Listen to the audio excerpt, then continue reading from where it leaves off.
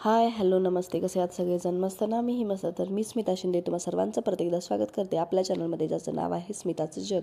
तर मला ॲक्च्युली सर्दी झाली आहे, त्यामुळे माझा आवाज थोडासा बसला आहे, तरीही समजून घ्या.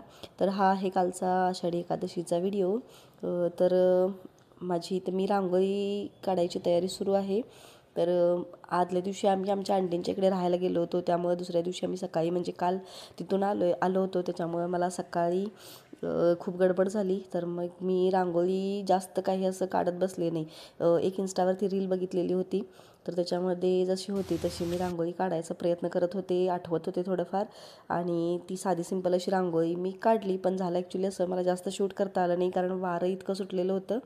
तर जशी मला जमेल तशी मी छोटीशी तेवढीच आपली रांगोळी काढली. वरती रामकृष्ण हरी लिहिलं, आणि मी थोडंसं जरा तिरकं झालेलं होतं, पण तरीही म्हटलं असू दे.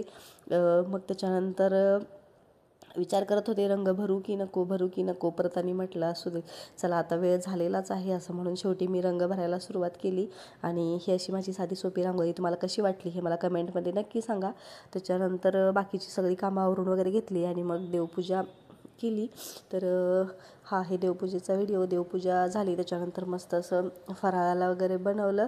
तर जास्त काही बनवलेलं नव्हतं, फक्त खिचडी होती आणि रताळ शिजायला घातले एका मोठ्या भांड्यामध्ये, खिचडीसोबत दही. त्याचबरोबर अवनी दुपारी खेळून आल्यानंतर तिला जाम भूक लागली होती. मग ती स्वतःहून दूध केळ बनवत होती. मी तिला म्हटलं सगळ्यांसाठीच बनव. मग तिनं मस्त असं केळ चाकूने कट वगैरे करून छान असं दूध केळ बनवलं.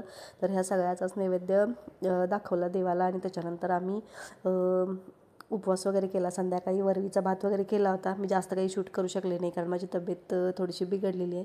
तर हा माझा छोटासा व्हिडिओ तुम्हाला कसा वाटला हे मला